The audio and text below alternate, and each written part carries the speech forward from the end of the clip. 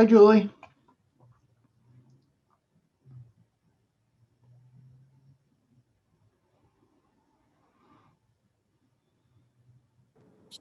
Good morning. How are you?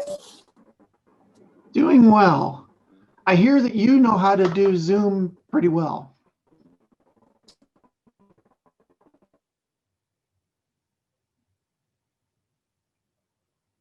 Oh, you're there? Yeah. I'm sorry. I hear that you know how to do Can you hear me? Zoom, handling it as a meeting person, I guess, huh?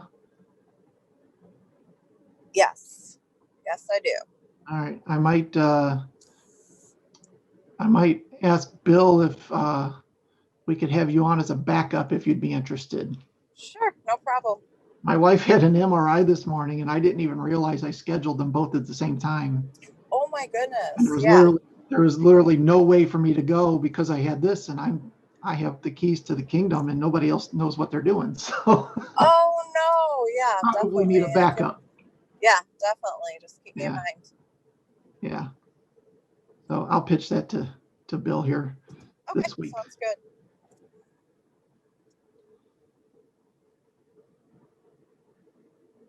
Hi, Steve.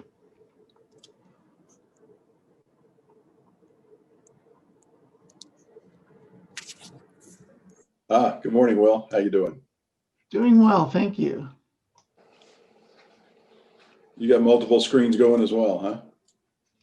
Yep. I'm gonna do my best to make this work today. Should be an interesting day. Right? Yeah, should work out okay, but you're going to be kind of scrambling, I think, for the first hour or so as you get familiar with this thing, I imagine, huh? Yep. I was just telling Julie I might talk to Bill about having her as a backup. So because my wife had an MRI this morning and I couldn't take her. I didn't realize I double scheduled, and there's ouch. literally nobody that can take my place right now. So. Well, you're not very popular at home. Yeah, I think Julie. I Right. reached out to her over the weekend. You're talking about the virtual assistant, Julie? Yeah, she's on the call. Yeah, she's on here. Oh, okay, cool. Yeah. So I'm with you. I think that'd be a great idea. And I reached out to her because I want to continue the consistency of everything she's doing and just make sure. I'm not sure how much she's aware of the changeover, but I'm sure she's probably more aware than I know. But I just want to, confirm all that. Yep. So I think that'd be a great plan. Yeah. Hi, Dale. Hi, Tom. All right, here I go. I'm going to go click crazy all of a sudden. I see everybody popping in. So. All right, I'll let you go. See you later. Talk amongst yourselves, right?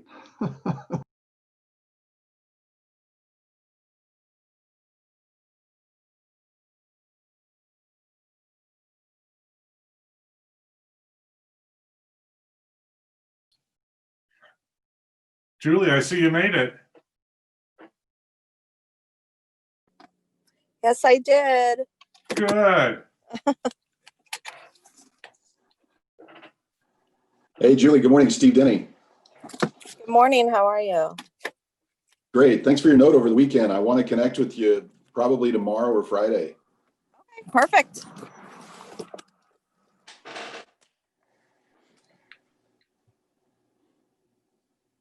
I'm looking at my calendar. Would Friday afternoon work for you? Somewhere around, say, 3 o'clock? Let me check. Hold on one second. Glenda, we didn't hear what you said earlier. I just said, hey, Julie, it's so fun to see her. And the rest of you too. I haven't really said much today. I've been quiet, taking it all in our partners meeting. But I'm super excited to see all of you. Good morning, lovely lady. Back at you, girl. Steve, 3 o'clock on Friday works for me. Great. I'll call you then. Okay, perfect.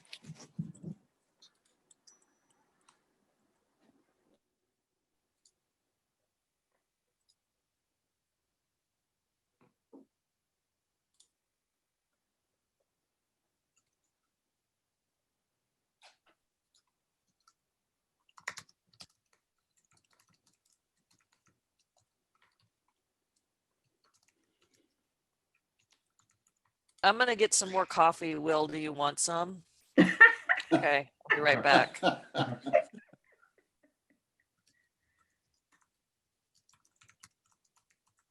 And Karen, Tom, I've gotten responses from all the presenters that we had talked to, except 3. I'm waiting for responses from 3 yet. But otherwise, the rest are all booked for the slots that we had indicated. That's good to know. Thank you. Hey, Dale, I got your message and I'm all in. I just hadn't had a chance to call you back yet and talk to you. Oh, no problem. I think we have a little time. Mhm.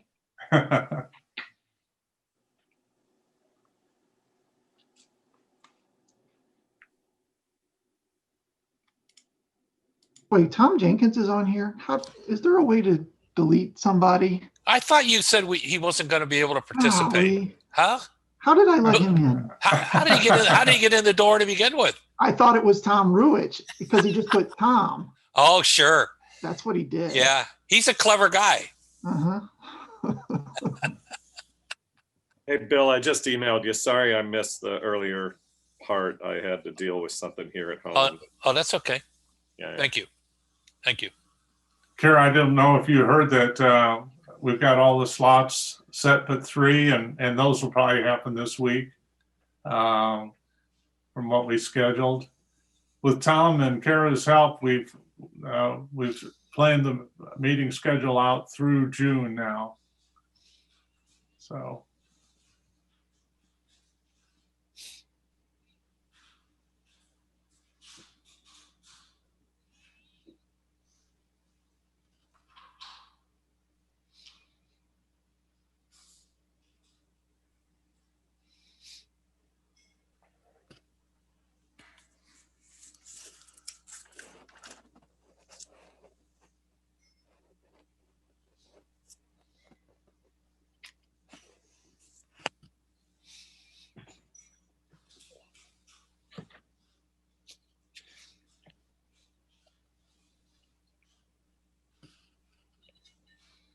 Hey, I meant to ask earlier, has anybody talked to Karen Hoffman and how's she doing?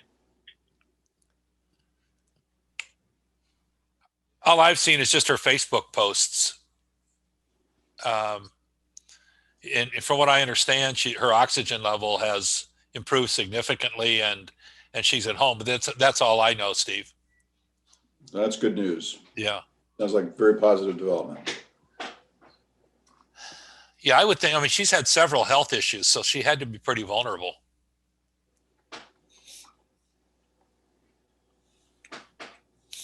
Unfortunately, I don't follow Facebook.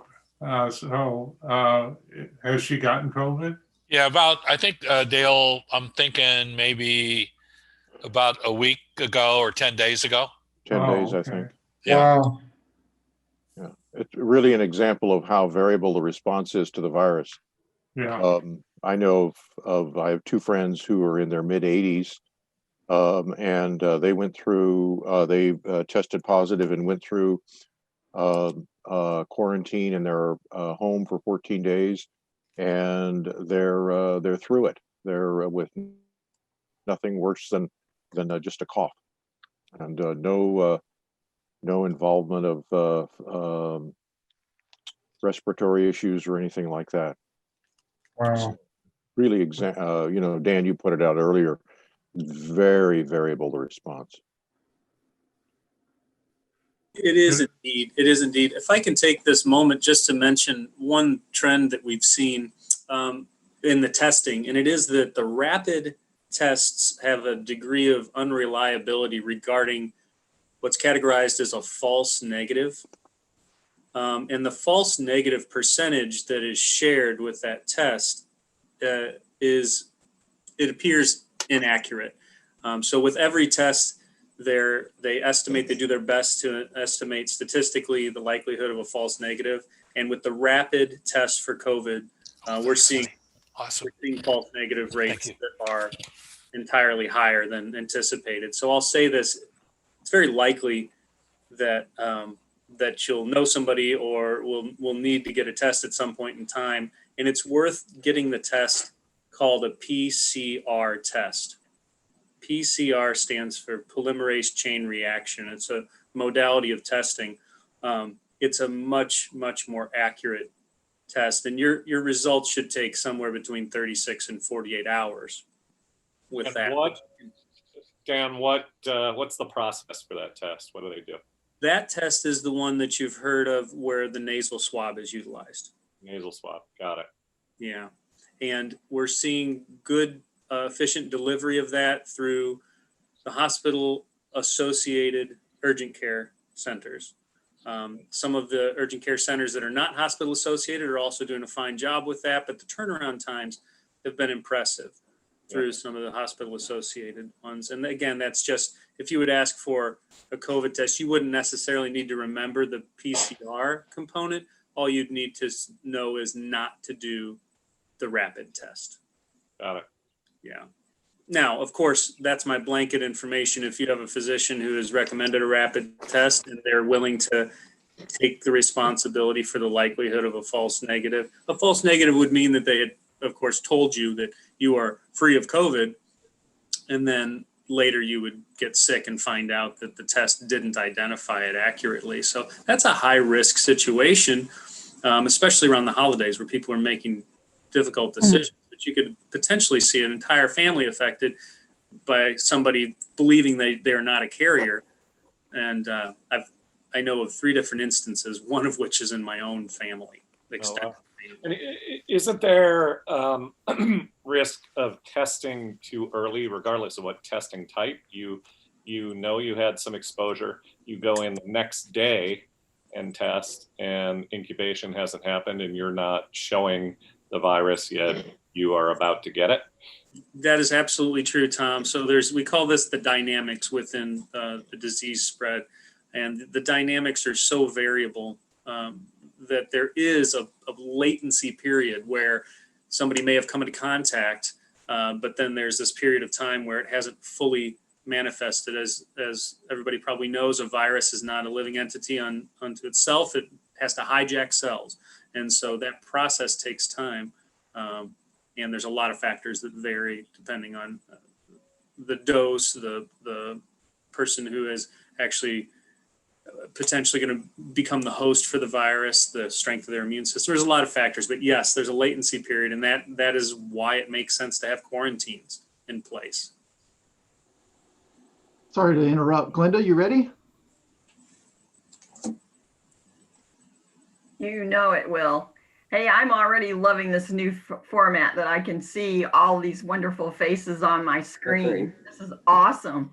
And hey, I'm not sliding anybody else, but I got to give a shout out to my guest, Susan, today. If you see Susan's face here on the screen that says Susan's iPad, she would be our... Hi, Susan. Hi, Susan. Welcome. Hi, everyone. Thank you. Well, good morning, everyone. We are absolutely delighted that all of you are here today for the November Experts for Entrepreneurs meeting. We know you have a choice where to spend your third Wednesday of each and every month, but we promise that your time here today will be time well spent. For those of you who may not know me, I am Glenda Woolley, and I'm an E4E partner and your facilitator for today's meeting. Today, before we get into our actual program, we're going to change it up just a bit by utilizing the Zoom breakout room feature. It's this quick, we're going to have a small group share that we will believe if we try this out and do this in future meetings, that'll help us a little bit better in this virtual climate that we're all kind of stuck in, to just stay a little bit more connected and get to know each other just a little bit more. Some of you have probably already experienced Zoom breakout rooms, but if you haven't, no fear. We are going to be doing most of the work for you. So as soon as I finish providing the stage for our small group discussion, Will, with the help of the system, Will's awesome, but he's going to need the system to help him with this, to assign each of you to a breakout room. Now the system, it will randomly select the members for each small group. So it's going to be a surprise to find out who's going to show up in your breakout room. So if you're thinking we'll set you up for your group, that's not the case. He's going to have to rely on the system to randomly select you. I'll say this also, if perhaps, like for instance, we just met my friend, my guest Susan, but if when you get into your breakout room, you don't happen to know one or more of the people in your group, then of course, before you get to the topic of discussion, quickly say hello. But we will not have any, in the interest of time, we won't have time for you to practice your elevator speech. So it's going to be a short period of time in the breakout room. So hold your elevator speech to hold maybe schedule a one-on-one Zoom meeting with someone in your breakout room that you meet today, and you can tell them all about your business and get to know them better. But we just don't have time to let them know all about what you do and what you're passionate about. Okay, so everybody listen up. Here's what we're gonna do when we'll send you to your breakout room. There's no question, absolutely no doubt, that all of us are working our way through these challenging times, and some of us are struggling a little bit more than others. But as we look towards the Thanksgiving holiday this month, and certainly is, a time for us to start thinking about what are we thankful for? And a lot of people do gratitude each and every day, which really serves all of us well to think about that. Even though we get a long list of things that are tough in our lives, there's always, if you take the time, a few moments, there's always something to be grateful for and to be thankful for. So when we get to your breakout session, after you've said a quick hello to everyone, then we'd like for you to, each person have the opportunity to talk about just one thing, because I'm sure there's lots on your list, but just one thing that you are thankful for. And the breakout room is going to only last about 10 minutes. So it's a condensed period of time so we can get back to today's agenda. And if you kind of estimate, if you've got 5 or 6 people in your breakout room, that it will only allow you about 2 minutes for each one of you to speak. So just be mindful of that as you take your time to talk about what's the one thing that you are thankful for. And when we get all back together, when I see all of your smiling faces back on the screen, I am going to have, maybe a couple of you raise your hand. And if you heard something, that really warmed your heart, aha, or something, a good reminder that you too should be thankful for it, we will have a quick debrief before we dive into our agenda. So I think that's it, Will. So if you could work your magic and send our group to their breakout rooms, and when you get there, everybody shows up, then go ahead and get started, and I'll see you on the other side.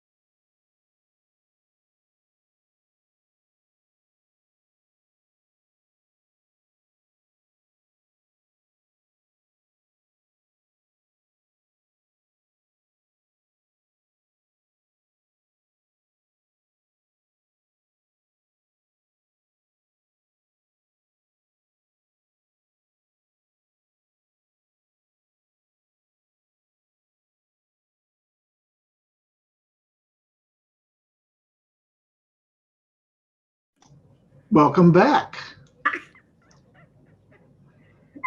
Will, you are the master. I was just sitting here by myself. It was so boring. Nothing to do. Nobody to tell that I was thankful for anything. Oh, I'm so sad for you, Will. You know, Bill, what are you thankful for? We got a couple seconds. I'm thankful that my wife just got back from an MRI and she's doing okay. So that's good. Praise God. Oh, what a wonderful relief that is to hear. Yeah. Oh, geez. All right. Here comes everybody. Here comes the gang. Yep. Let me know when the gang's all here. I think we're pretty much good. You know, we have to be careful not to, give Will too much praise, because I don't know if those of you that know him, it can kind of go to his head. But I don't know about you guys, and I'm open to feedback, but I think our first breakout room for the E4E meeting went pretty darn good. Yeah. I'm seeing some thumbs up. Very cool.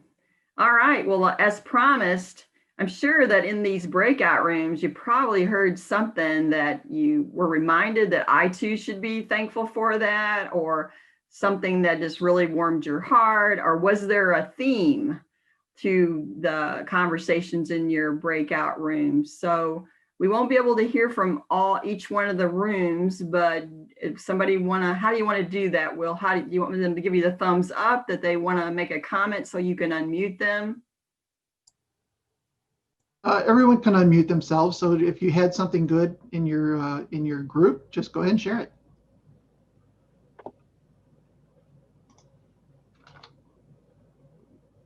Andy. This wasn't necessarily a specific topic we had, but what I became aware of is being thankful for local businesses that are still supporting our community. And to me, that's huge. Amen to that, Andy. Yeah. Anybody? We were all about family in our group, and we definitely, everybody was grateful for their kids doing well, people not contracting the virus, people staying positive. I mean, just being able to, even though we can't see some of us, our grandkids, or at least as much as we want, it certainly is that we were all still in gratitude and grateful for the relationships. I think everybody on our group had great relationships with our children and family, and that's a big deal. That's all, that means we worked, so that's all good. So life is good. Indeed. One more person. Anybody else got something that they heard for the benefit of the group? In our group, in group number 3, we had some wonderful themes of family, community, and health and wellness. So it was a great conversation and great theme, and how during these trying times, it's actually a call to draw closer to those we're connected with. Yeah, very good. All right, well, it's time for us to get to the mission of today, which is to have our go through our agenda, and we have some wonderful presentations today and wonderful speakers that I am excited for all of you to be able to partake in. Make sure that you take some notes, because we're going to have some aha moments during these presentations. We're going to kick off. You want to show the agenda, Will, before I get ahead of myself? I guess Yeah, give me a minute to find it. Okie doke. Need a couple more windows open. We're not going anywhere. So Yeah. Look in the E4E folder. Look. I've heard you have one. Time is money, Will. Hurry up. Time is. There we go. Will, Look at me. you Look are at me. impressive today, buddy. You are impressive. There's our agenda. Yeah, so today Mark Reimer is going to kick us off today with the marketing spotlight. Brian Rogers is going to do our run showcase. Tom Ruich is going to provide us with part 3 of our Thinking Differently series, along with our leader, Bill Purnett. And our Live showcase, man, we can't get enough of Will today. Will's going to actually do his ever popular business approved. And then at the bottom, heads up, Bill Purnett, he's going to come back at the end of our presentations and asks for some feedback about some aha moments, some suggestions or ideas that you're going to be taking away from today's meeting. So make sure that you're ready for Bill when he is looking for that feedback. We'll have Dale give us a sneak peek of our December E4E meeting, and I'll be the person that puts a bow on all of this and says pretty much bye-bye. So without further ado, let's get started. And I'm going to call on my good friend, E4E partner, Mark Breimer, for his wisdom in our marketing spotlight. Thank you.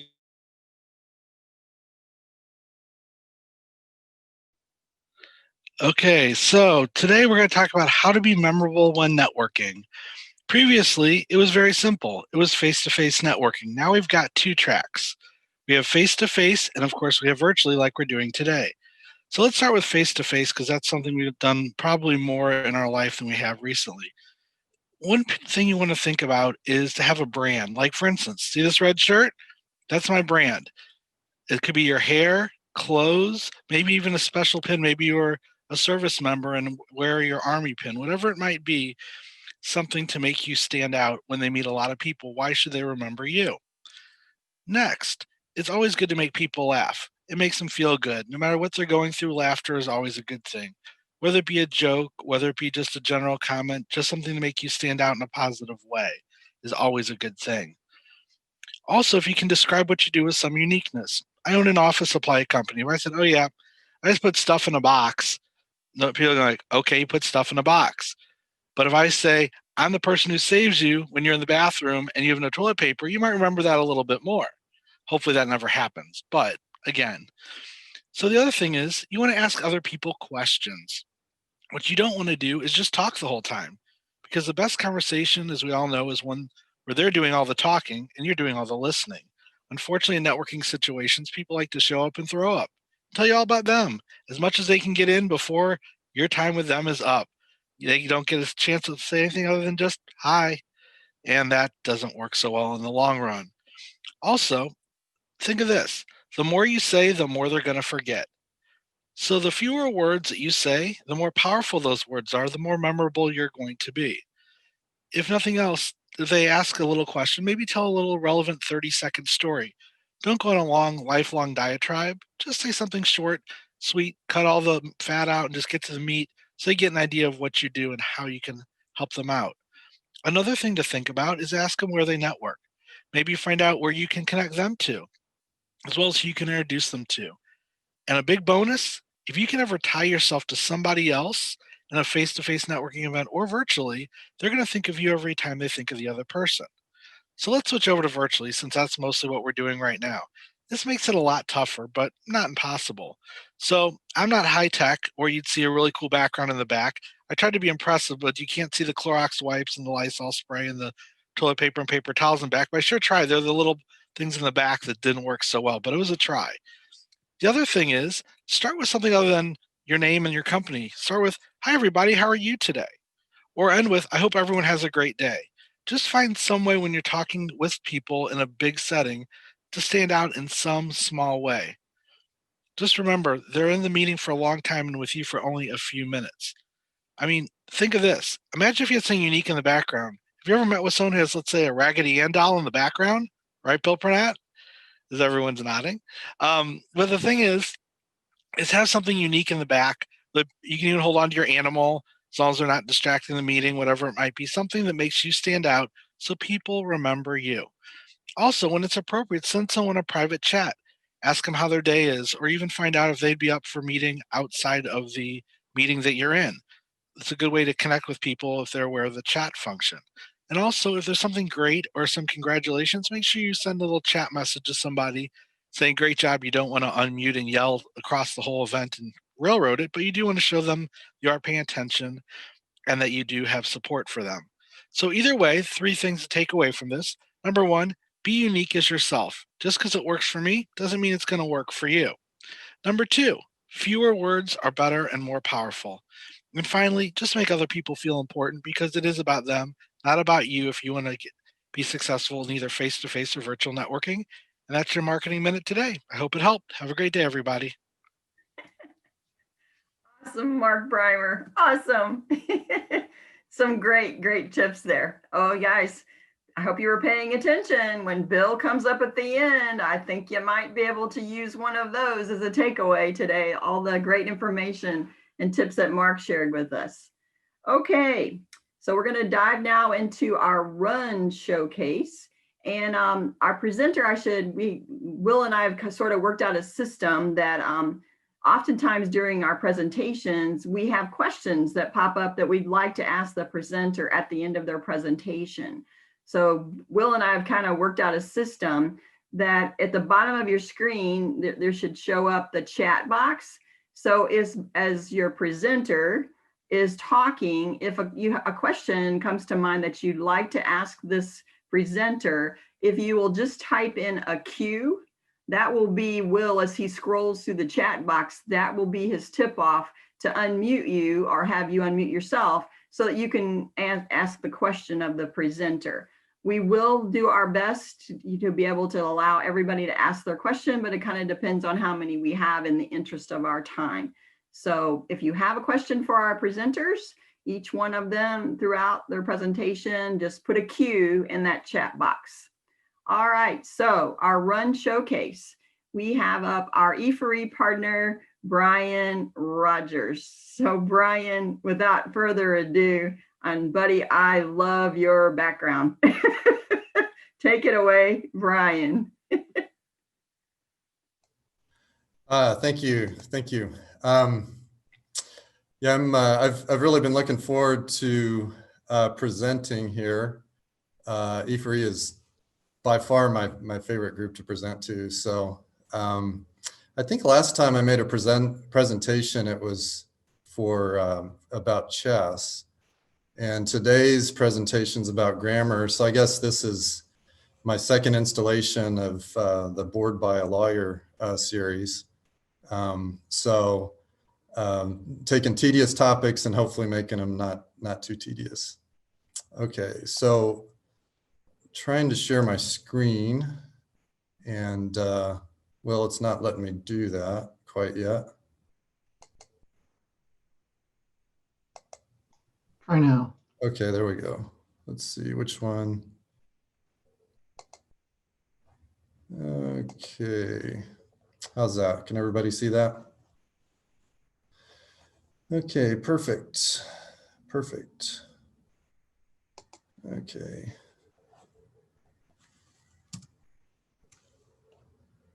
Trying to toggle.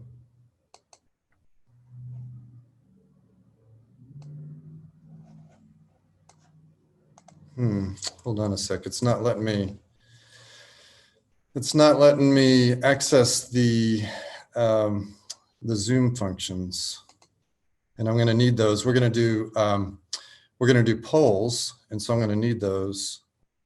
But it's not letting me do that. Did it move to a different screen or maybe down at the bottom somewhere?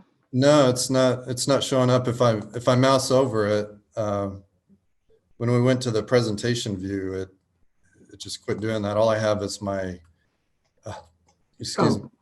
Can you double click on the Zoom and it'll kind of shrink it a little bit, and then they might be behind there. Yeah, it's just not there. Well, it's not completely necessary. I can always toss them up there. Yeah, I guess that might be what we need to do. Let me do this. Okay. Oh, wait, I forgot to turn my light on. Okay, there we go. Let me straighten my law license out too. There we go. Okay, is that better? Okay, now let me get back to my presentation. Can you see the presentation now? Nope. Not sure why it won't. Let me do everything I need to do. That's weird. It takes away the, whenever I launch the presentation, it takes away the, my ability to do anything with Zoom. So anyway, I'm wasting everybody's time here. Can everybody see my screen now? Okay. Yes. How about now? Okay, perfect. Now we see the presentation mode. All right, perfect. Now that we're like 20 minutes Sorry, in, we see the any questions? We see the one where we can see both slides. Oh, you can see the next slide? Yeah. That's just crazy. There you go. Huh. Well, let's just do it this way, I guess. So you can just see the one slide, or do you see them? Huh. Just the one. That's interesting. Okay, well, let's go with that. So anyway, if everyone grab some coffee and wake back up. Presentation isn't real without some technological glitches. So let's see. Actually, I found what can you see now, Will? I actually found it at the top. 2 slides. Okay, perfect. So can you switch it? Let me turn off the second screen.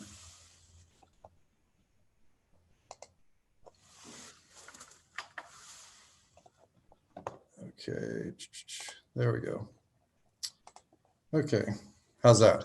There we go. Yep. Finally. Okay.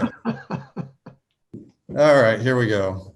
So, grammar tips for business success. So, most of you know that I'm a business lawyer. I focus my practice on helping people buy and sell businesses, as well as contracts and helping people set up new companies. But what not a lot of people know is that in a prior life, I was an editor before I went to law school. And so, grammar has been important to me, written communication, reading and writing for all my life. And really, it's important for all of us, as business people or people who are out in the professional world, because grammar mistakes and spelling errors just look unprofessional. I mean, if you went to a meeting, you wouldn't just roll out of bed, with your hair a mess and throw on a wrinkled T-shirt and cut off shorts. You'd leave a bad impression, and people would wonder about your abilities. And when we send out emails with grammatical errors or spelling mistakes, it similarly can leave a bad impression on people. So, and we've all enjoyed these LawCat memes. These cats that do cute things. A lot of times, like this one, they do things that you wouldn't expect a cat to be able to do, like use Wikipedia. But for some reason, they just can't spell right. And so I've always wondered about how smart these cats really are, because they can't even spell. So don't be a LawCat. Let's and that's what I'm here to do for you today is kind of give you some grammar tips and spelling help and put our best foot forward. So I'm going to need Will's help. As everyone heard, for, I don't know, 20 or 30 minutes. I'm having a little bit of trouble with my I was checking to see. I just don't have an ability to do the poll. So Will, if you wouldn't mind putting up the first poll question. The way this is going to work, I'm going to put up a sentence, and then I'll give you, 15 or 20 seconds to register your answer as to whether this is correct or not. And I'll be focusing on one element of the sentence, and that'll be in red. So in this case, is that correct? Thank you for inviting Andrea and I to dinner. Okay, And we've got a few answers, and it's unanimous. It was unanimous. We're getting some no's now, or excuse me, some yeses. Okay, so 73% of us think that it's not correct. 3% think it's correct, and the 73% are right. It should be Andrea and me. And so the rule here is you've got your personal pronoun, and it's being used as the object of a sentence. And so you need the object case, which is me. And you know, a lot of us, I think, have had drilled into our brains is from an early age that when you say, you know, like Andrea, you should say Andrea and I, and not Andrea and me. And we kind of overlearned that lesson. So if you're saying Andrea and I are going to dinner, that would be correct. You wouldn't say Andrea and me. But when you're using an object, you need to use the object case. Oops. So if I simplified this and got rid of the compound sub or object and just say me, I think people intuitively would know that this is correct. Thank you for inviting me. Me is the object of the verb, and so it needs to be in the object case. So here's a list of the personal pronouns, and the subject cases and object cases. So when I is being used as the subject, like I'm going to dinner, use the subject case I. If it's the object, he invited me to dinner, use the object case. So the subject for he, object is him, she, her, they, them. So we go back to our sentence here, and we can see that even though it's a compound object, we need to use the object case. Now, like I said, if you're using Andrea and I as the subject, it would be the subject case. So Andrea and I are going to dinner. Or if you're talking about somebody else going with Andrea, she and Andrea, not her and Andrea, because it's the subject case. Okay, let's go to the second one. So is this sentence correct? And we're focusing on terminates. And the question is, should it be terminates or terminate? So if either the sellers or the buyer terminates this agreement, which is correct? Is it correct?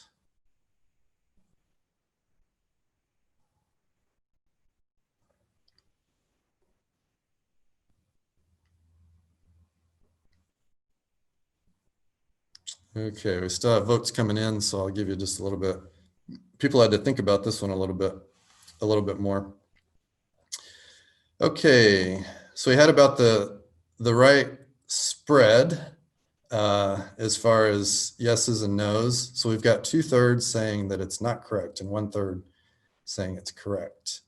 And the 2/3 are wrong. It's actually correct. So in this sentence, the focus is on the buyer terminates. So the question is, you've got a compound subject. So you've got the sellers or the buyer. So you've got a compound subject.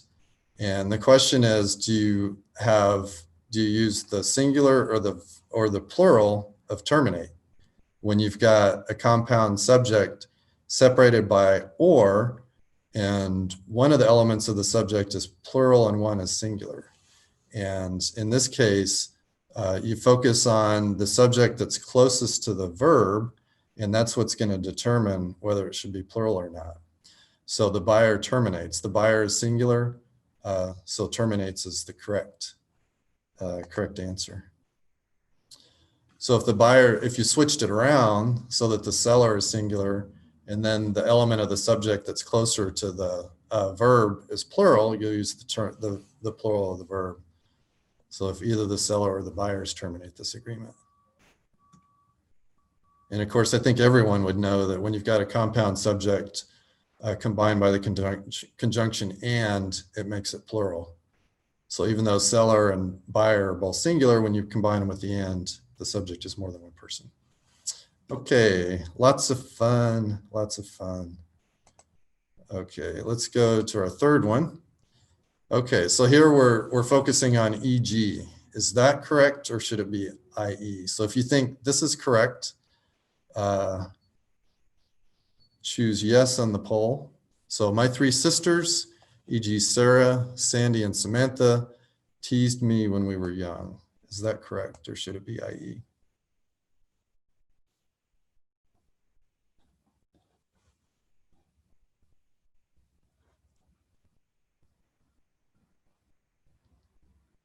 Okay, looks like we're slowing down. So we will, I guess I can share the results. Let me see. I didn't realize I could do that. Learning as we go here with the poll. So here's the results. Again, interesting, all three of our questions, the spread between one answer or the other is about the same. So, but anyway, so most of us think it's no, and most of us are right. It's not correct. So you would use EG if Sarah, Sandy, and Samantha were examples of a larger group. But in this case, the three, I only have three sisters. So we're not talking about the larger group. We're talking about the whole, yeah, we're talking about all of my sisters. So there we go. So IE would be correct. My three sisters, i.e. Sarah, Sandy, and Samantha, teased me when we were young. And how do you know which one to use? So IE means that is, or in other words, EG means for example. So you use IE when you're specifying something specific, and then use EG if you're talking about examples, one or more examples of a larger group. So here's another example of EG being used correctly. Some of my favorite chess openings, for example, the Queen's Gambit Decline and the Caro-Kann were prominently featured in the Netflix limited series that everyone's been talking about. So here, the Queen's Gambit Decline and Caro-Kann are two of my favorite openings, but I have many, many more favorite openings. So these are just examples. And since you're talking about examples of a larger group, use EG. So here's an example of IE. I grabbed the one tool that I couldn't do without, IE, or that is my pocket knife, and ran up the hill. I only have one favorite hill, and you're specifying that, so IE is correct. I'm not sure what I'm going to do when I get up to the hill, but I'll have my trusty pocket knife. So here's one kind of way of remembering which one to use that some people use. IE, which starts with I, means in other words. I always think of it as that is. Other people think of it as meaning in other words. And EG starts with E, and it means for example. So I equals in other words, and E equals example. So maybe that'll help you out. So here's our next poll question. So is this correct or not? And the question is, should this be less or should it be fewer? There are less coronavirus particles in the air thanks to my new air filtration system.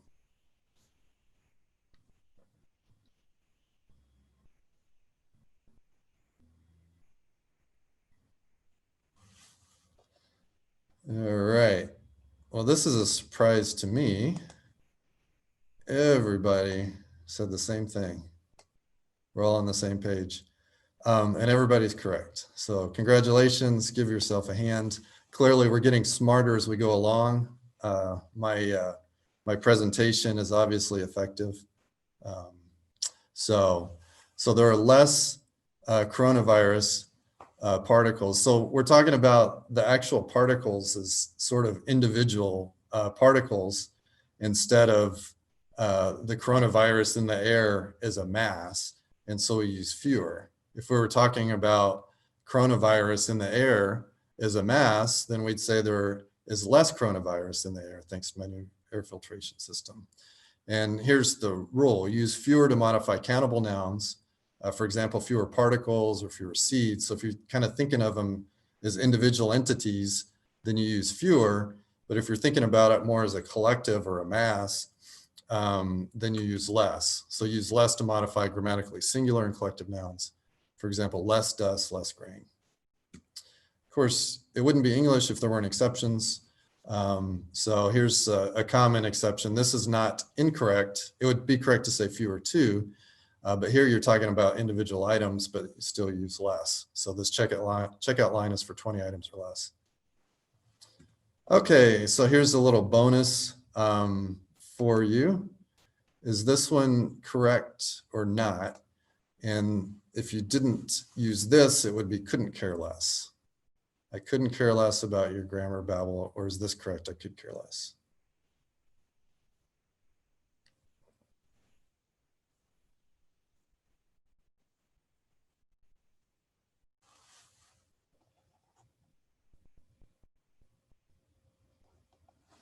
All right.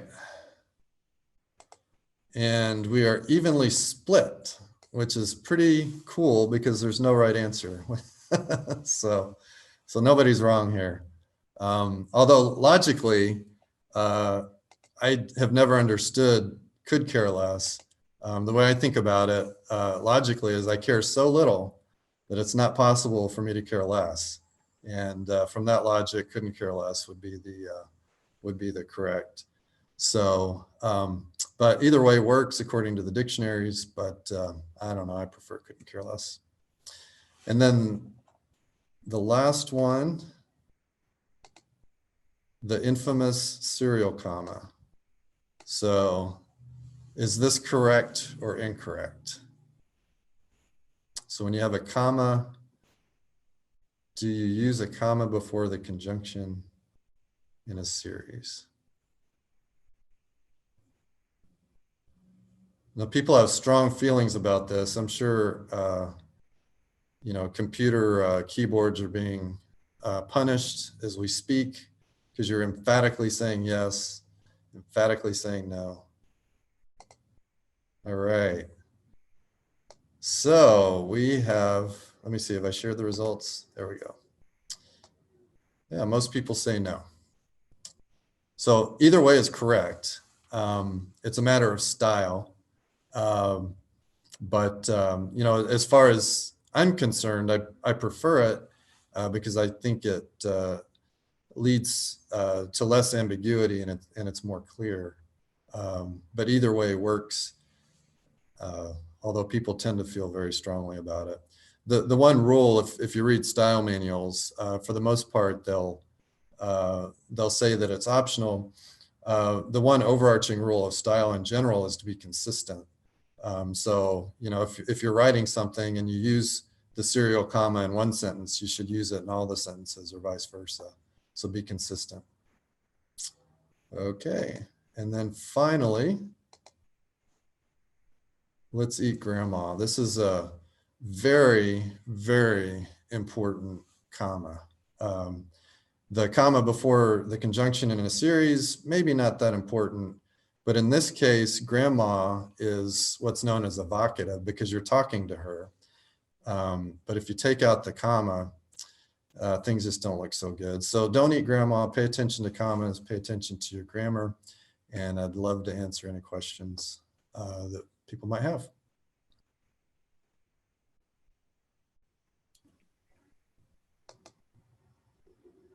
Okay, so Brian, oh my goodness, great presentation. And I think that Brian deserves a round of silent applause for his tenacity in getting his presentation done. So great content. It was well worth the wait, Brian. So no worries, you know, technology's wonderful when it works, not so much. And you weren't even sweating with in the shine of your light back there. I'm like, oh my goodness, you made it look easy. Thank you. Thank you. So we do have a question from Dale. Yes, Brian. I've had the good fortune to have a couple of books published, and the editors in each one offer different styles. You know, can you give us some guidance on what to do about that, or how that affects our appearance when we write? Yeah, the cardinal rule is consistency, like I said. But if you read, there are a number of style manuals. When I was an editor, our style Bible was the Chicago Manual of Style. And that's where we started. The books that we published, though, had idiosyncrasies that weren't covered in the style book. And so we had a house style manual, and that was one of my jobs, was to create that and kind of monitor it. And so we took, we made decisions about optional things in the Chicago manual style. And then of course there were things that weren't addressed in the style manual at all. But yeah, if I were submitting an article for publication and the house style guide said no serial comma, my editor would love me much more if I didn't put the comma everywhere, because they'll just have to take them out. So, there are published style manuals. If you're in charge of your own publications, you can find your answers in a style manual. I keep a style guide for my contracts because I have to make, those kind of style decisions. And I want to be consistent over time and in the documents. So, but yeah, I'm sure if you submit things to 2 publications, you'll probably have 2 different answers to some common style choices.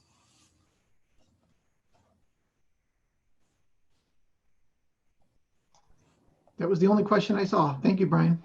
All right. Thanks, everybody. I'm sure you're all, hanging on to your seats for the 3rd installation of the Bored by a Lawyer series. How did you know, Brian? How did you know? All right. Next up on our agenda is our Grow Showcase. And we're going to have our presenters present part 3. And yes, for those of you who haven't been able to join us the last couple of months, this is part 3 of a 3-part series. But I've got some good news for you, that we do record all of our presentations, and E4E has a YouTube channel. So I know there's absolutely no question that after you see and hear part 3 today, you're going to either want to go back and revisit part 1 and part 2, or actually see them for the first time. I can assure you they have been excellent this series. And so I'm excited today to hear the content of part 3. So in our Think Differently series last month, Kara Gamber told us about her trials and tribulations of starting her business. Kara candidly shared how she reclaimed her time, took back her business, and has the perspective that everything she has done in her life has set the stage for what is now on the horizon. This month, for the 3rd and final presentation in the Think Differently series, Bill Purnett and Tom Ruich will share Tom's stories about his business journey. Tom will share his notable experiences and his many changing shifts in vision, controlling what he could control while constantly reshaping a zigzag path to an ever-changing adventure. Bill and Tom tell us about how you have learned and experienced firsthand that you can't predict your future, but you can control it, and share any tips for us to navigate our own uncharted waters. Linda, thank you for that intro. It's good to see everybody today. Happy Thanksgiving before I forget. I first became aware of Tom Ruich in 2008 when we first started our company, Simply Successful. I didn't even know Tom's name. 9 out of 10 email marketing that I received had the company name MarketVolt at the bottom of the email. As E4E became more widely known, Tom became an E4E partner. Tom was quickly ramping MarketVolt up. He planned to move MarketVolt from company creation to company building. Most of you likely familiar with the original E-Myth. You may not be as familiar with the most recent book, where Michael Gerber talks about the purpose for starting a business is to build it so that you can one day transfer ownership of the business to someone else. So welcome to the newest chapter of Tom's business, Story Power Marketing. Tom will tell you more about that transition in just a minute. One of the reasons why Tom has been able to build his company is that he is always improving his competence. Tom knew intuitively that competence was a process that ultimately leads to improved results. Let's share a few of the keys behind Tom's success. In addition to working on personal growth, Tom has a heart for people. When he sold his business, one of the most important conditions of the sale was the fate of the employees that have served him well over the years. Tom knew intuitively that systems are critical to overcoming the random nature of running and growing a business. Tom took his time to think things through. He was very deliberate in how he got things accomplished in a systematic manner. By thinking critically, Tom was able to anticipate and solve problems quickly and efficiently. Tom's success is proof that results come about due to what we think about, how we behave, and ultimately what we act on. Tom, tell us more about how your personal journey was influenced by your family heritage, adapting and making choices that ultimately led to results that you couldn't possibly imagine when you started your entrepreneurial journey. Well, Bill, thank you so much for that very, very kind introduction. I kind of just want to stop and let that be the end of the story after that kindness. But I'm going to pull up a PowerPoint and I will share that story. So I'm hopeful that everybody can see my screen right now. And I'm going to go into slideshow mode. Are we simply seeing one slide, no notes? One slide. Excellent. Brian, I'll call you later and tell you how I did it. Thanks. I need technological help, I guess.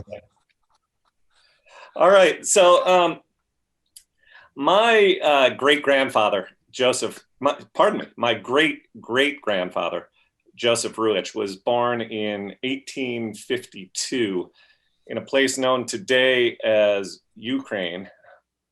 Back then, it was part of Russia called the Pale of Settlement. That was a massive area created by the Tsar Catherine the Great for the Jews, a place where the Jews could be kept separate, a place where they could be kept down.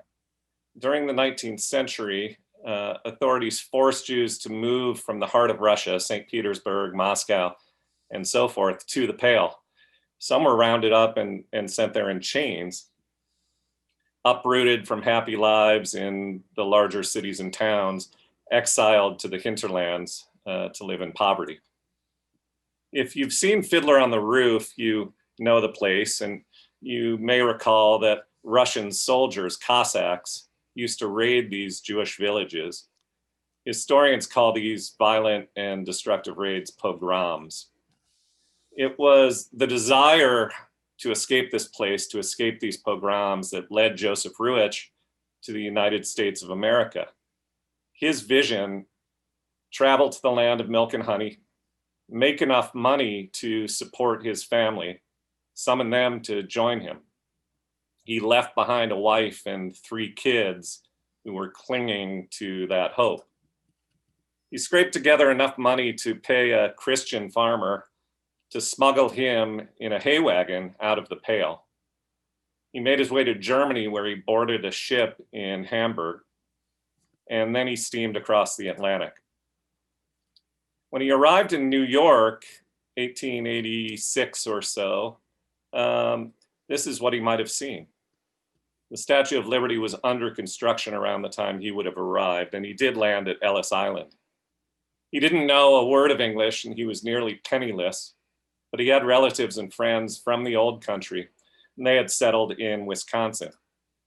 So he traveled by train from New York to Milwaukee with no idea what lay ahead. When he arrived in Wisconsin, he met a man who offered him work. The man gave him a backpack full of household goods, flatware, needles, thread, fabrics, pots, and pans. And the instructions were walk north and sell. And that's what Joseph did. He probably looked something like this: trudging northwards on the dirt roads, finding his way from town to town, farmhouse to farmhouse, selling door to door without a car or even a horse to carry him. Arrangements were made for Joseph to connect with suppliers along the way. He would exchange his earnings for new goods to refill his pack, and he would travel on. He had little idea where he was going, but with his wife and kids in mind, he had a vision of where he wanted to be. 2 or 3 years later, he made it all the way across Wisconsin to a town called Norway in Michigan's Upper Peninsula. Norway was a relatively vibrant community, rich in iron ore, lots of miners and lumberjacks to buy Joseph's goods. So he stopped walking and he set up shop there. His little home goods shop quickly grew, and by 1889, he had enough money to send for the family. His wife, Minna, and his children, Julius, Bessie, and my great-grandfather, Simon, joined him in Norway. And the shop continued to grow. By the late 19th century, it was a full-fledged department store. Known by locals as the Ruich Store, Joseph Ruich and Sons Incorporated prospered and eventually grew to occupy an entire block on Norway's main street. When Joseph Ruich first began to form his vision of escaping the Pale and living in the land of milk and honey, he could not have imagined the odyssey before him. He could not have imagined where he might land. He must have encountered countless hurdles. The details of his plan must have shifted countless times. He might have quit. He might have failed. But he didn't. He adjusted to what life dealt him. And he literally traveled to and fro on foot until he landed in a place he couldn't have envisioned. But ultimately, his vision was about achieving safety and comfort and peace for his family. And he achieved that vision. This is a rendering of the Ruich Store at its height. This rendering is part of a commemorative plate used for advertising that was created in the early 20th century, around 1905. And this plate that you see on the screen is sitting on a bookshelf in my home office next to my desk where I sit every day. It's a reminder of Joseph's journey, an inspiration for me on my journey. So why have I shared this? Why have I told you Joseph's story and shared his odyssey? Because it reflects the odyssey that all of us are on in business and in life. Many months ago, Bill asked me to share insights with you about my business odyssey. And as I considered how to tell my story, I came across a video from the 1960s. This is a screen clip. It's Ted Kennedy delivering the eulogy for his brother Bobby, who had been gunned down just a few days earlier. It was a very powerful speech. And toward the end of that speech, Kennedy says this: "Our future may lie beyond our vision, but it is not completely beyond our control." I'm going to repeat that. Our future may lie beyond our vision, but it is not completely beyond our control. I sent an email to Bill and told him the name for this presentation. You can't predict your future, but you can control it. In that email, I said this: the business journey is an odyssey. It's not a straight line from vision conceived to vision achieved. It's a journey with shifting vision, controlling what we can control, a zigzag path to new vision achieved. So as Bill and I discussed this further, I told him the story of Joseph Ruich, and we agreed that the dots connect between my great-great-grandfather, Ted Kennedy's powerful words, my business journey, and yours. Our future may lie beyond our vision, but it is not completely beyond our control. Which brings me to MarketVolt. That's the email marketing company I founded in 2001. I was younger then. I had big ideas to build a software company that could grow quickly and make millions. And eventually I would sell the company and cash out and be another .com millionaire billionaire, whatever it might have been. It was hazy, but I had a vision, a North Star to follow as I began my odyssey. So I headed north and began to sell. And of course, it wasn't a straight line. It wasn't a straight line from vision conceived to vision achieved. I hit many, many, many crossroads. Technical hurdles. We didn't roll out software improvements as quickly as I would have hoped and imagined. Management mistakes. I hired too many salespeople who weren't ready and I did not train them properly. Competitors entered the space and changed the landscape, and other external factors shifted. So here's what happens when business people discover their journey is this zigzag odyssey and they're not zooming straight ahead to vision achieved. Some people freeze, some retreat, some wallow in misery, some feel like they're the victim, some think it's not in the cards, some think it isn't turning out how I expected, so they turn around and go home. Without recognizing that what they expected was hazy at best. Others choose to control what they can control, to adjust, to zig and zag, to keep heading north, even though their vision may still be hazy or it may be shifting. At MarketVault, I recognized several things that were under my control. I could choose the kind of work I wanted to do each day, and I recognized that I enjoyed consulting and service work much more than I enjoyed software development and sales.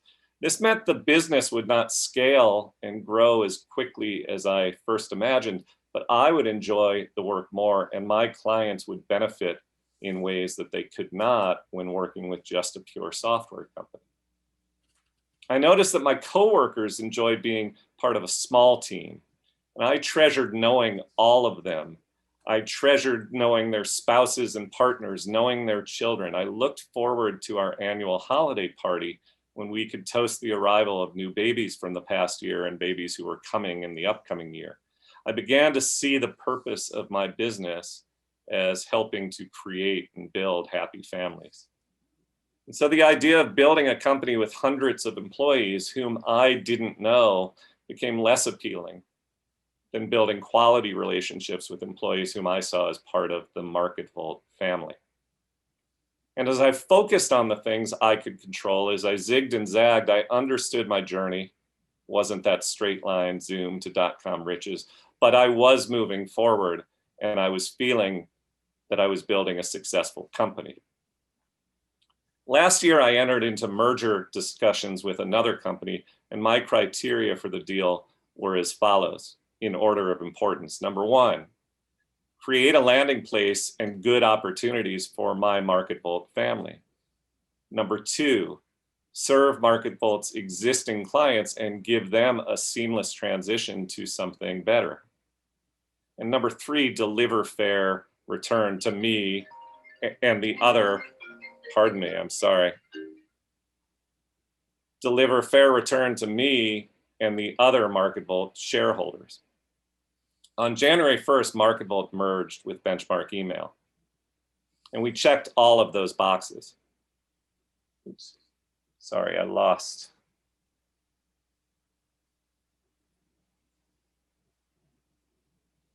Do you have the screen now? Are we good?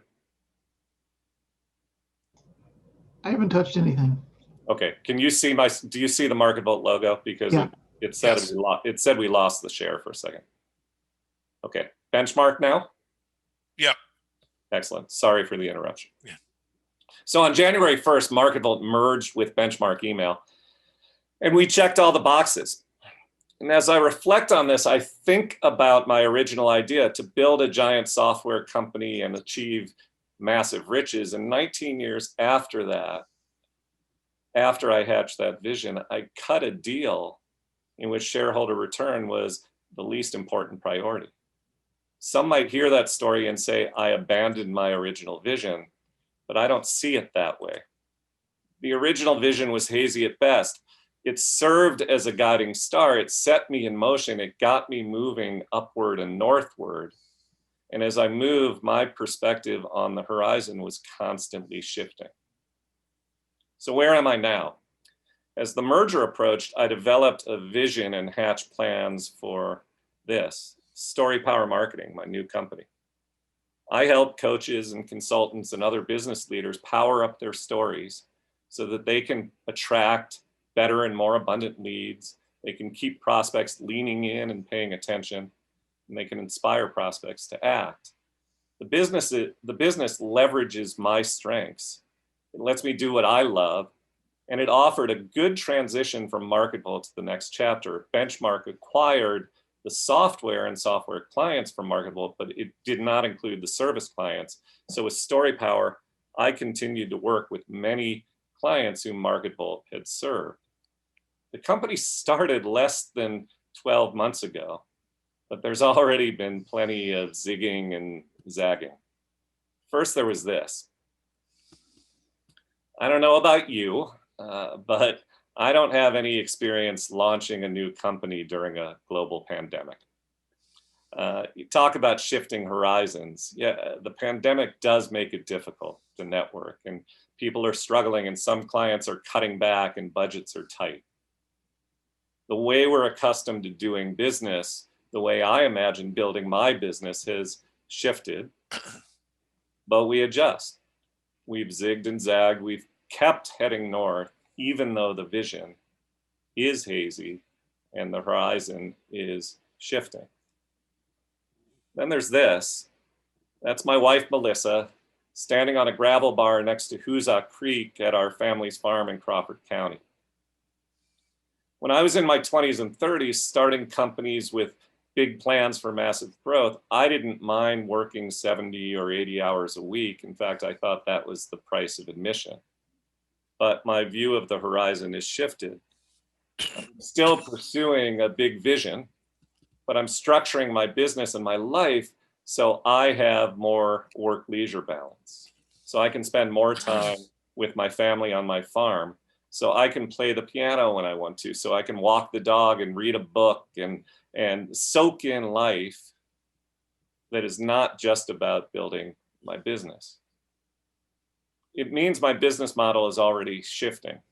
I'm focusing less on acquiring one-to-one consulting and coaching clients. I'm focusing more on content that I can sell and deliver to many people at once. Online trainings, group coaching, information products that I supplement with selective one-on-one coaching.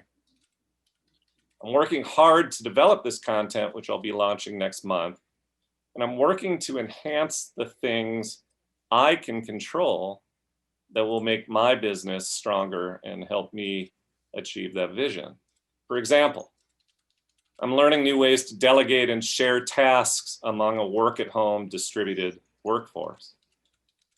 I'm learning to spend time on the things only I can do and hand off the things I don't need to do. Without an office, this is a new and challenging, interesting challenge. But I'm adapting. And all the while, I glance every day at the plate on my bookshelf, and I think about great-great-grandfather Joseph, and I keep heading north. Thanks very much.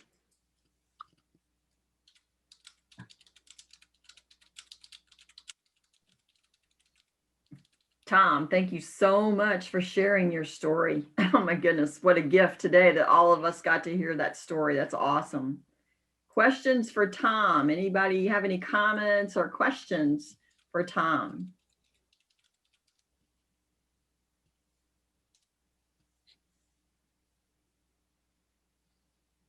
Bill, go ahead. So Tom, you and I have known each other for a long time. I've kind of followed your journey. If you had just one thing that you would do differently on this journey, what would it be? Wow. I think, I mean, it's abstract for me to answer it this way, but I wish I had discovered what I described here today sooner, because I think that I was one of those entrepreneurs who sort of was so locked into this notion of, here is the here is the straight line I am going to take, and this is what it's going to look like. And I see the light up on the mountaintop, and as it began to shift, my reaction was I encountered resistance, which had everything to do with my own reaction to my story and the stories that I began to tell myself. So the journey went where it went. And there were moments in that journey where I was less satisfied than I might have otherwise been for not understanding what I shared with you today. Thank you. Yep. I do not see any other questions, Glenda. Okie doke. Well, I guess that means it's time to move on. So we're going to move on to our Live showcase, and who other than our famous webmaster today? He can multitask. So he's going to be our presenter today for the ever popular Business Approved. Will does this for us quarterly. So those of you that are visitors today, you're gonna want to come back because these are always so informative and so valuable. So Will, take it over. Thank you, Glenda. This ought to be fun with me controlling the meeting and trying to do this at the same time. So let's see what happens. You can do it. You can do it. I think I can. I think I need a third screen or something, but let's see if we can't make this work. So, all right. There we go. Are you able to see my presentation? Cool. Okay, good. Well, thank you, everybody. This is Business Approved, of course. And, oh, wait, no, I'm not going to do Business Approved, actually. I'm going to do Holiday Approved. I hope that's okay with you. I thought we'd take a little bit of a break and just do something a little different. Everybody's kind of looking forward to it. 2020 has been a dumpster fire. So let's look forward to something fun, but still from an app standpoint. When I think of holidays, here's what I think of: food, family, gifts, and travel. Travel's pretty much off the list. So I don't have to waste my time telling you about Expedia and all of those kind of sites. But let's focus on the other three and get you guys some cool app ideas. Does that sound all right? All right. So let's start with food, and particularly recipes. Where can you find some cool recipes this year for your holiday season? First of all, there's an app called Tasty. Tasty is pretty cool. Lots of recipes out there. They have community wisdom. So a lot of people will, say, hey, I added an extra pinch of salt, or I added some shredded chicken to this, the recipe. And people are constantly making the recipes better. So pretty cool. It's just called Tasty, and a great place to find some really interesting kinds of recipes for you. Secondly, there's one called Yummly. This is pretty cool because, again, you can discover recipes, but it asks you some questions ahead of time about what kind of food you like, what kind of things do you like. You like spicy food, that kind of stuff. And then it starts to tailor recipes for you and show you specific ones that they think you would enjoy. That is Yummly. And then All Recipes, which is a very popular website when it comes to recipes. They have a recipe spinner, which is pretty cool. You can put in some different ingredients that you have, and it will spin around and come up with something that you could potentially cook. A fantastic way to avoid waste and get rid of these canned goods that are coming up on their expiration dates, things like that. Well over 50,000 recipes on the site, so you can find something to do with those mashed potatoes and okra. I don't know, something. That's the All Recipes recipe spinner. So let's talk about delivery. Nobody's coming over anyway, so we might as well just get something delivered, right? Unfortunately, my 20 somethings tend to use this more than they should, and they waste a lot of money getting McDonald's at their place and goofy stuff like that. But nonetheless, here are some options for you. DoorDash, which is one of the more popular ones, $5.99 flat fee per delivery. So that's not too bad, especially if you've got a house full of people and everybody wants to pitch in or something like that. They also have a $0 delivery for your first order, which is pretty cool. And my favorite part, they will deliver alcohol, which is great for that Saturday night when you run out of beer and you don't feel like leaving. So DoorDash, and actually quite some of the other ones do as well. But you can get drinks if you have a special drink that you really like at some restaurant. You can actually order that and have it show up at your house, which is pretty cool.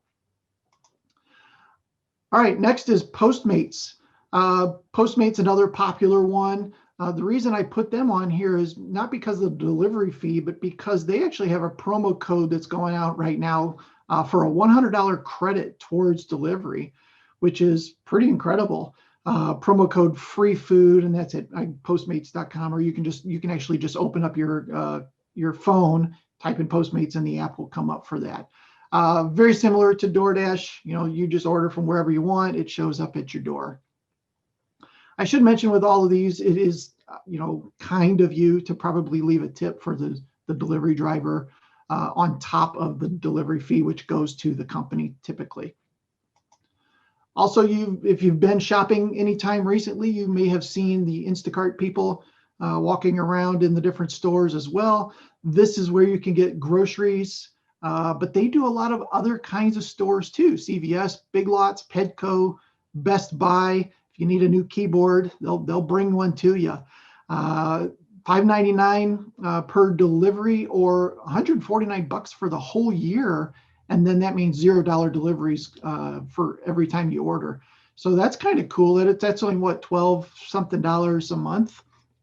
Not bad if you don't want to go out and just have your groceries show up right at your door, or your anything else you might want. So I wanted to get them on the list because I really like that $149 a year option. Now, the other thing you might want to do is cook some food, right? And we all know of the generic places that you can get stuff from, but I wanted to bring up a couple other ones that maybe you haven't heard of. First of all, Home Chef. Home Chef is one of these services where they show up right at your door every month with a couple meals in there, and all you have to do is cook them yourself, but they give you 38 different choices every week to choose from. You can also double your protein if you want. They have an antibiotic-free option, which is pretty cool. Starts at $7.99 a serving. And this is something that we're looking at, my wife and I, because the kids are gone, right? They're gone now, so we can afford this. We couldn't afford this when we were multiplying it by 6. But just doubling it, we could probably do something like this. So kind of fun to just see what kind of different recipes you can get and what kind of food that they send you, and you can cook your own stuff. Sunbasket is another one, and these are organic and non-GMO only products that they send. So once again, pretty cool. Between $500 and $800 calories per serving. So they've really gone into thinking about the healthy side of things. A little bit more expensive because of that, at $10.99 a serving on average, but a cool little option there. Also, this one's pretty cool. Amber, my daughter, turned me onto this one, Imperfect Foods. They called this Food with Character. So these are the odd-shaped green peppers that they couldn't sell in Schnucks because they weren't perfect. Maybe the color was a little off, or they had surplus. They have surplus coffee beans, for example. And so you can control the price of every shipment that they send to you. You log in and you pick what kind of items you want. It tells you the price of each item, and then those items show up almost like grocery shopping, but at a bit of a discount, which is pretty cool. Imperfect Foods is that one. All right, let's talk a little bit about family. First of all, Marco Polo. I don't know if anybody uses this. We use this app all the time. Tom says yes. So this is a really cool little video conversation app that you can do. So short clips with each other or with a family. We have a family group, so we can just, say, hey kids, how's everybody doing this morning? And then they can reply in video form back to us. We can also see the grandkids.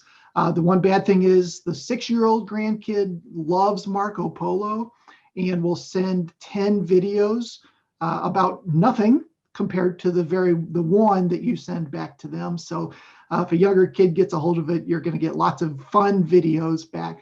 But what a great way to communicate in short order, create groups, organize different gatherings, things of that sort. Marco Polo, very cool. All of the videos are stored in the cloud forever. And once again, the 6-year-old granddaughter of mine, she loves the voice filter. She loves to turn herself into a robot and some other things. So kind of a fun tool. Stellar is another one. Stellar is really cool because it lets you put together kind of like a visual storytelling or a memory book would be a good way to do this in video format. A lot of people use this when they have a baby. Instead of creating the normal baby book, now they're creating a video version of something like that. Or if you go on an adventure, you can, if you go traveling to another town, you can make these little video books, and other people can see these video books and say, oh, that looks like fun. Next time we go to Phoenix, we should go check this out. Something like that. So a great way to find new things and see what other people are doing. Things that you might want to be doing yourself. And lastly, when we talk about family, we need to talk about the kids and get them on a budget. So this is You Need a Budget. It is not free, but a super cheap way to get them on track. And I could have put this under gifts, I guess, as well. But a great way to kind of teach your kids about budgeting, about finances, and not overspending, I think, is the big thing here. Only $84 a year, so not very expensive. And again, a great gift idea as well. All right, lastly, let's talk about gifts. I've got a couple of those. First up is Cameo. Cameo is a really cool way to hire celebrities to do stuff for you.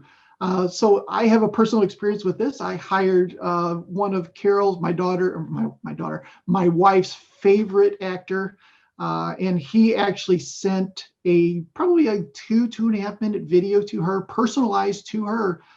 Hey, Carol, hope you're having a great birthday, blah, blah, blah. And he went on about some really cool stuff. And it was the best birthday gift she could have ever received.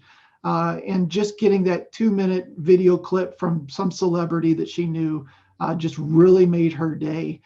So lots of fun things that you can get some celebrities to do, and not necessarily just a gift, but just send it to somebody as a birthday. If you know they're really into Snoop Dogg or something like that, he can get a custom birthday message to him, or Christmas message, or Hanukkah message, something like that. A lot of fun. That's Cameo. Also, I don't know how many people know about Walmart Plus. This is Walmart's version of Amazon Prime. This is their competitor. Walmart Plus has free delivery, assuming you pay for the service. And then this is delivery from your local Walmart, which is pretty cool. And they'll actually give you a 1-hour window. So we will be there between 2 and 3 this afternoon, something like that. Also gives you the ability to do scan and go. This is really cool. So you can actually go to Walmart, scan each item in your cart, pay on your phone, and walk out the door. So you don't have to go through the cashier process. That's a pretty cool little thing you can do right on your phone. And I've seen people do this at Sam's as well. They do give you discounts on fuel, $13 a month, $12.99, I think, or $98 a year, which is actually cheaper than Amazon Prime. I think Amazon Prime is up to around $129 a year now. They also have a free 15-day trial, so worth checking out. Lastly, a couple cool ideas. Mobile-friendly gloves. You have to have those gloves that you can still use your phone. A lot of them you can't. There are special gloves with special little finger pads, so you can still use your phone while you have your gloves on. That's pretty self-explanatory. And let's not forget about furry phone cases. Just in case you might need a furry phone case, They're easier to cuddle. They don't ask for money.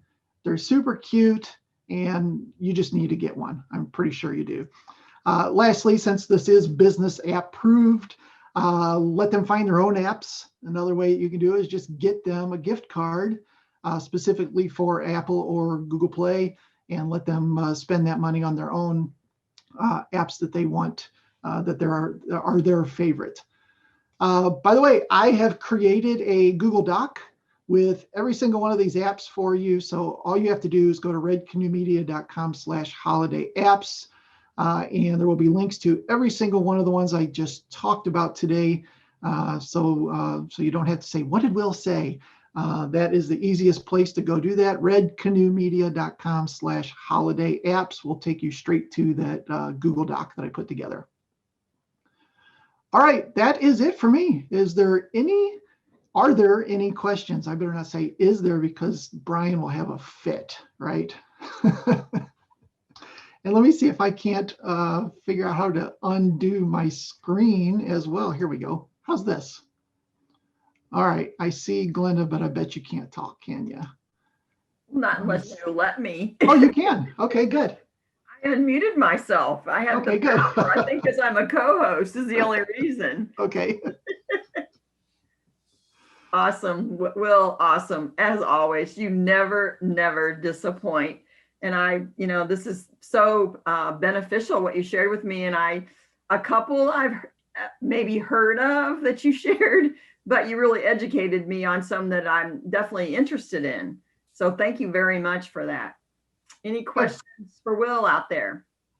We got our 20-somethings, the home delivery where they cook their own meals. They really like that. And we just bought them like 2 months worth. And that was a fantastic gift. One of their favorites of last year. So something to consider. And you don't have to do any of the work. They cook it themselves. So if you can invite yourself over on those nights, that would be really good, right? Conveniently. Sounds a little self-serving, Will. Yes. Okay, I do not see any questions. So that's it for me. Thank you. I see a lot of positive comments though. And thank you very much for your link so that we can revisit what you told us today, what you enlightened us to. But hey, we also have replay of all the presentations today recorded that will be uploaded to our E4E YouTube channel, where all of our audience can check out the presentations as well as past presentations. So we have a wonderful library of lots of very valuable, very interesting and enlightening topics through our E4E YouTube channel. So Will, you're really great at everything. Can I ask you to do one more thing? Can you put a link in the chat box so that folks can get to our E4E YouTube channel?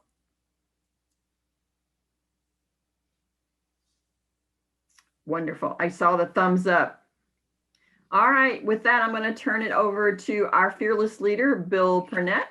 And I warned you guys, he's going to be looking for some takeaways from today's presentation. So, Mr. Bill.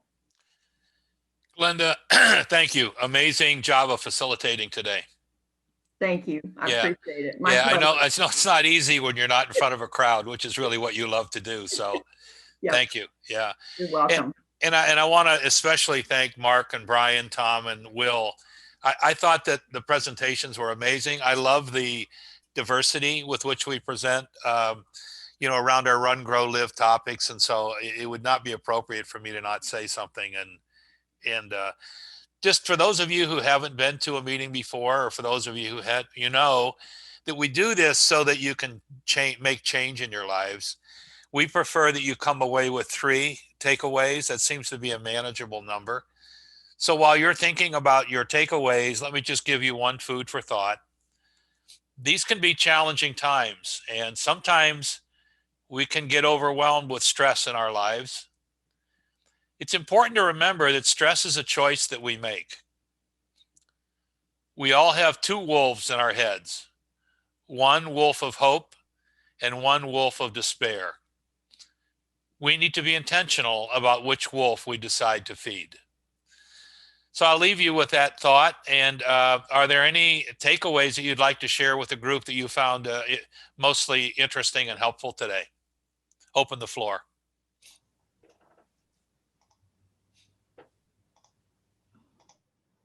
So I am going to let anyone who wants to unmute themselves, just unmute yourself and go ahead and share your takeaways. Well, Bill, one of the things that I really loved was Mark's line about the more words that you use, the less they remember. That is spot on. You know, that is something to keep in mind. Thank you, Dale. I was really struck by the quote, the Ted Kennedy quote that Tom gave us about the future may lie beyond our vision, but it is not completely beyond our control. I think right now, in light of everything that's happening in terms of public health and politics and everything, it's critically important for us to really lock onto that premise. Yeah. Yeah, we ought to have that tattooed on our foreheads, Les. Yeah. Any other takeaways from the group?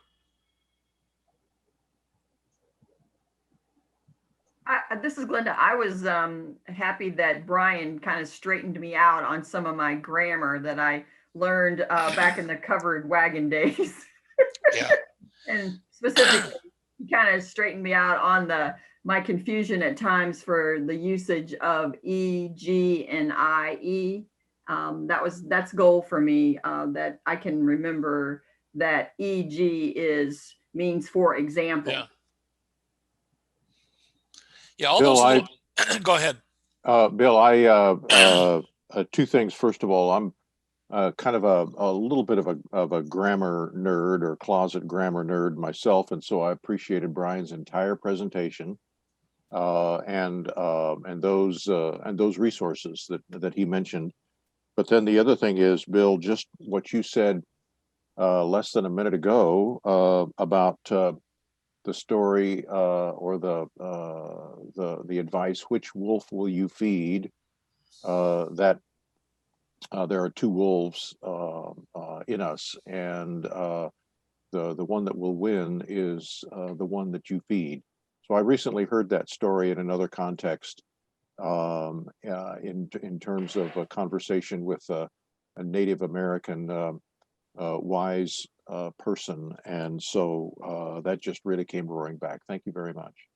Thank you. Yeah, Bill, I keep it on my mind all the time because my mind tends to want to feed the wrong wolf. Mm-hmm. And so I think we have to be vigilant. Any other thoughts? Please feel free. We'd love to hear from you. Hi, everyone. I also thought that it's really good to always brush up on grammar. So I appreciated Brian's presentation, just making me realize how I haven't thought about grammar daily necessarily. I just kind of, assume you're good. And so good insight. And then I like how Mark included, to try to make other people feel good as, with your networking. So, but yeah, they were all great. Thank you. This is Johnny. I'd like to say that I found all the presentations to be informative, and I definitely made quite a few notes, and I look forward to future presentations. Johnny, thanks for joining us from North Carolina. Yes, it's my pleasure, my honor. Any other thoughts?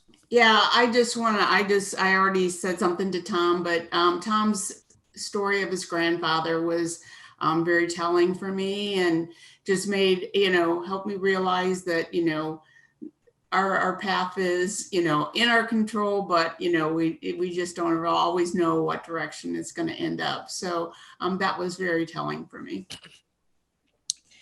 Yeah, Kathy, as I was listening to that story and the things that Tom's great-grandfather had to overcome, and it almost trivializes the things that we work with day in and day out, right? I can't imagine what he must have had to overcome.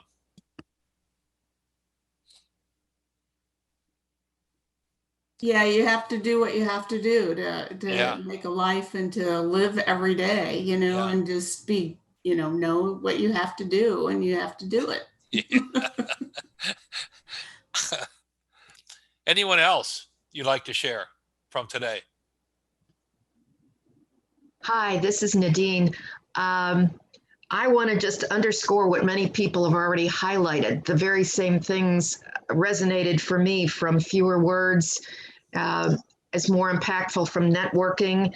Being a former English teacher, I really appreciated the grammar review. It was because I fight with the serial comma. I learned to put the comma in, and yet sometimes the flow is much nicer without it. But I also have to thank Will for his review of the different apps.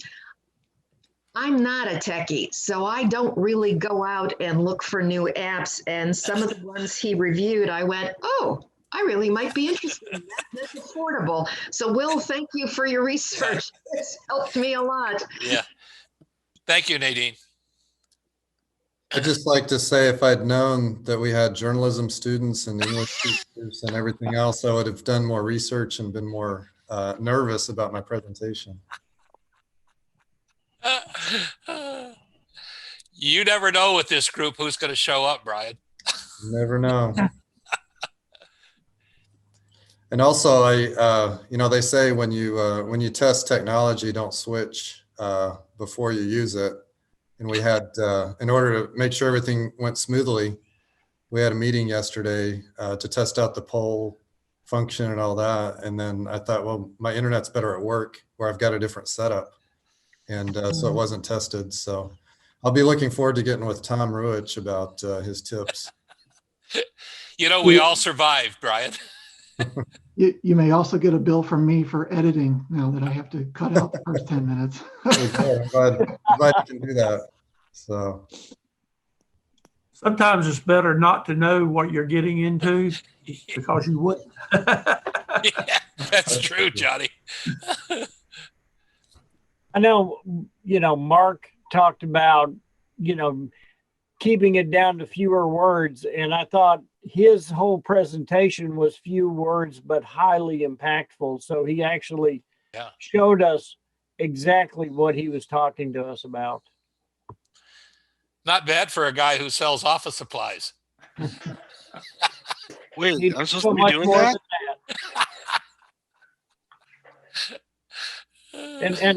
And Mark, I'll work on the branding piece. I think maybe ties might be a good thing.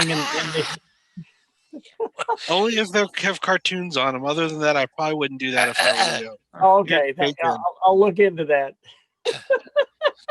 And the humor thing too. I'll start working on that a little bit. Yeah. Any other thoughts?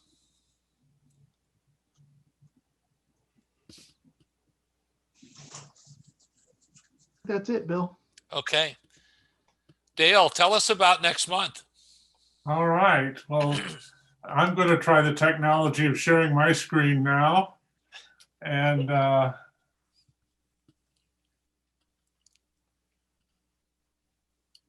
here we go.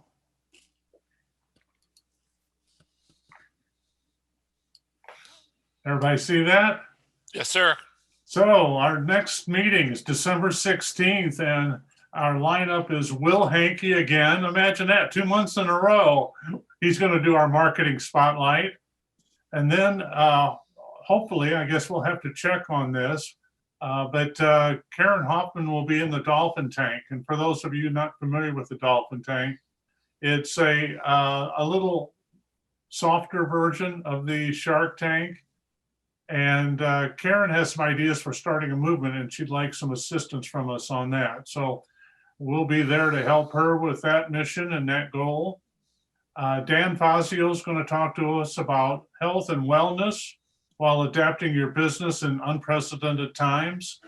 That sounds like a timely topic, doesn't it?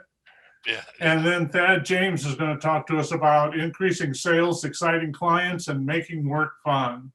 So we got a great lineup again. I hope you'll join us again next month. That's it for me. Looks awesome, Dale. I can't wait. These meetings are so great and they're so diverse, the topics, and so valuable. Absolutely. I'm looking forward to next month. All right. Well, I think that's a wrap, everyone. Thank you so much for joining us today. And take care and happy Thanksgiving. And I will see you next month. Happy Thanksgiving to everyone. Happy Thanksgiving. Happy Yeah, Thanksgiving. Yeah. Thank you. Happy Yeah. Thanksgiving. Yep. See Happy you guys. Thanksgiving. Be safe and be well. Yep. See you guys.